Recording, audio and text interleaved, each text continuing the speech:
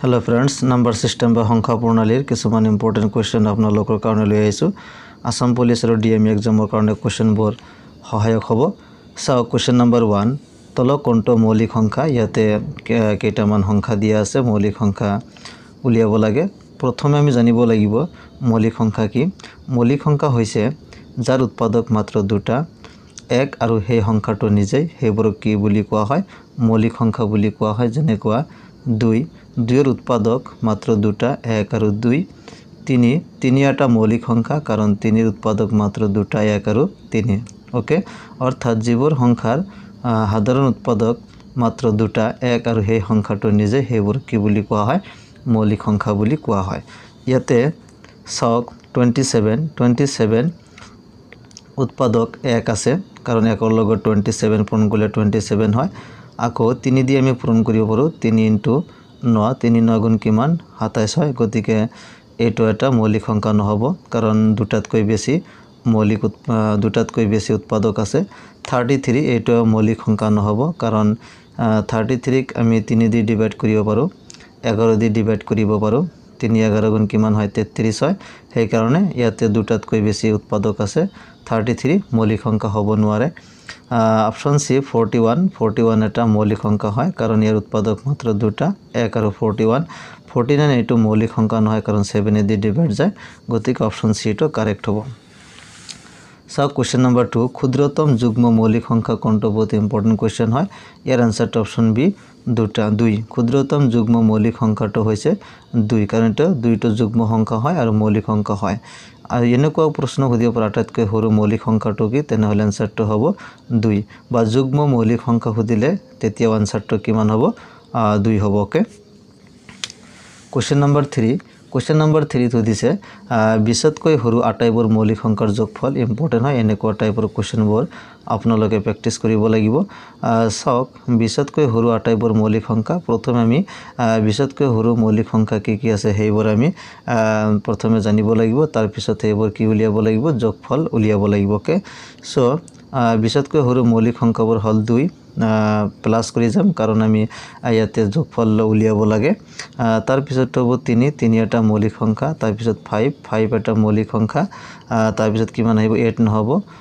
6 নহব 7 হ'ব 7 এটা মৌলিক সংখ্যা 8 নহয় 9 নহয় 10 নহব 11 এটা মৌলিক সংখ্যা তাৰ পিছত কিমান আহিব 13 এটা মৌলিক সংখ্যা তাৰ পিছত কিমান আহিব 17 এৰ পিছত কিমান আহিব 19 ওকে অৰ্থাৎ 20তকৈ সৰু এই কেইটা হৈছে মৌলিক সংখ্যা কেইটা আছে সক 1 2 3 4 5 6 7 8টা এনেকুৱা প্ৰশ্ন আহিব পাৰে 20তকৈ সৰু মৌলিক সংখ্যা কেইটা আছে তেনেহলে 8টা আছে আৰু সেই মৌলিক সংখ্যা কেইটা যোগফল কিমান হ'ব এই গটি কেইটা আপোনালোকে যোগ কৰক যোগ কৰিলে এৰ আনসাৰটো আহিব আমাৰ 77 ওকে সো অপশন ডি টো কারেক্ট হ'ব সো কোশ্চেন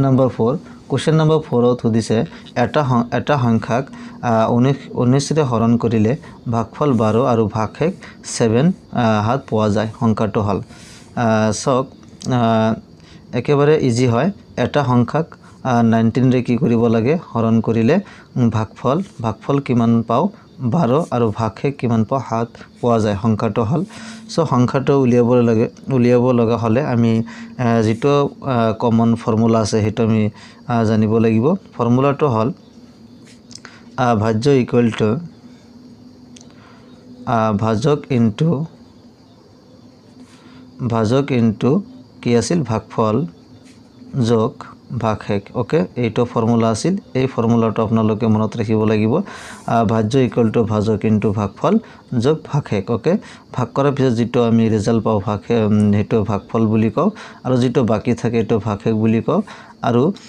যাক আমি ভাগ কৰো তাক ভাজ্য বুলি কও আৰু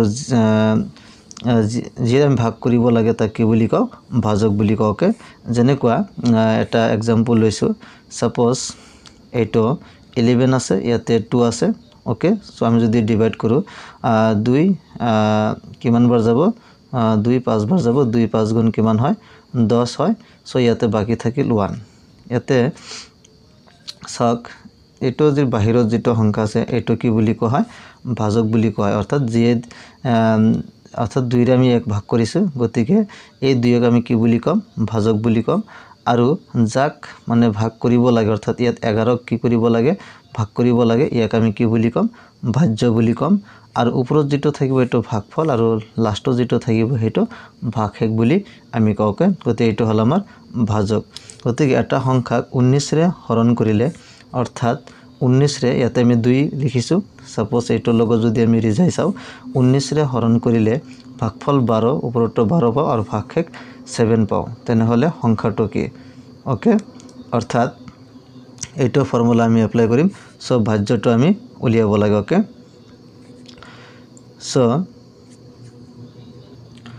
সো ইয়াতে আমি এই ভিতৰত থকা সংখ্যাটো উলিয়াব লাগে অৰ্থাৎ ভাজ্যটো উলিয়াব লাগে সো ভাজ্য ইকুয়াল টু ভাজক ইনটু ভাগফল যোগ ভাগশেষ ইয়াতে ভাজক কিমান দি আছে সক 19 ইনটু আৰু ভাগফল কিমান দি আছে 12 প্লাস ভাগশেষ কিমান দি আছে 7 ওকে সো 19 আৰু 12 পূৰণ কৰিলে কিমান পাও 228 plus 7 okay so 228 plus 7 যোগ কৰিলে কিমান পাও 235 okay so answer টো আহিব আমাৰ 235 অপশন এ টো কাৰেক্ট হ'ব কোশ্চেন নম্বৰ 5 সক একৰ পৰা একৰ মাজৰ হাতেৰে বিভাজ্য মুঠ সংখ্যা হৈছে অৰ্থাৎ একৰ পৰা একৰ মাজৰ 7 ৰে কোনবোৰ সংখ্যা বিভাজ্য সেই সংখ্যাৰ সেই মুঠ সংখ্যা উলিয়াব লাগে সো একৰ পৰা একৰ এতে আমি 7 দি অৰ্থাৎ যিবোৰ সংখ্যা ভাগ যায় সেইবোৰ সংখ্যা উলিয়াব লাগে অৰ্থাৎ 7 ঘৰৰ যেটো নেউতা আছিল এটো আপোনালোকে ক'ব পাৰে সো প্ৰথমতে কিমান আহিব 7 আহিব 7 1 গুণ 7 7 2 গুণ কিমান আহিব 14 7 3 গুণ কিমান আহিব 21 7 4 গুণ কিমান 28 7 5 গুণ কিমান আহিব 35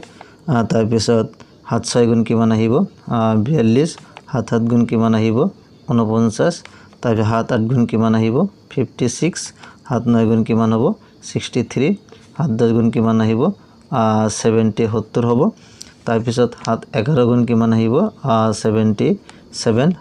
12 গুণ কিমান হ'ব 84 84 7 13 গুণ কিমান হ'ব 91 91 7 14 গুণ কিমান আহিব 98 98 আৰু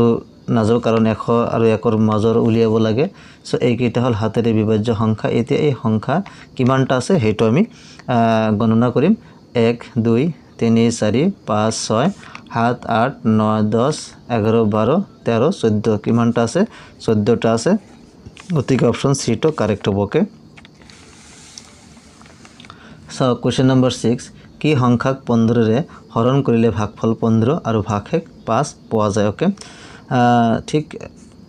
যেটো ফর্মুলা আছিল কমন ফর্মুলা হেতু আমি প্রথমে লিখিলাম ফর্মুলাটো হল ভাজ্য ইকুয়াল টু ভাজক ইনটু ভাগফল যোগ ভাগশেষ ওকে এইটো ফর্মুলা সহায় লৈ আমি এইটো সমাধান উলিয়াব পাৰো ইয়াতে কি সংখ্যাক অৰ্থাৎ সংখ্যাটো উলিয়াব লাগে 15 ৰে হৰণ কৰিলে অৰ্থাৎ ভাজকৰ মান কিমান দি আছে 15 দি আছে 15 হৰণ কৰিলে ভাগফল কিমান 15 থাকিব আৰু ভাগশেষ 5 পোৱা যাব ওকে অৰ্থাৎ ভাজ্যটো উলিয়াব লাগে ওকে সো ভাজকৰ মান কিমান দি আছে 15 ইনটু ভাগফলও কিমান দি আছে 15 আৰু ইয়াতে ভাগশেষ কিমান দি আছে 515 আৰু 15 পূৰণ কৰিলে কিমান হ'ব 225 প্লাস 5 ওকে তো কিমান আহিব 230 to 30 ইয়াৰ হ'ব आंसर গতিকে অপশন ডি টো কাৰেক্ট হ'ব গতিকে সক এনেকুৱা টাইপৰ কোশ্চেন আপোনালোকে প্ৰেক্টিস কৰিব আৰু এনেকুৱা আৰু কিছুমান ইম্পৰ্টেন্ট কোশ্চেন আপোনালোকৰ কাৰণে লৈ আহিম আপোনালোকে যদি চেনেলটোত নতুনকৈ আহিছে তেনে হলে চেনেলটোক সাবস্ক্ৰাইব কৰি ৰাখিব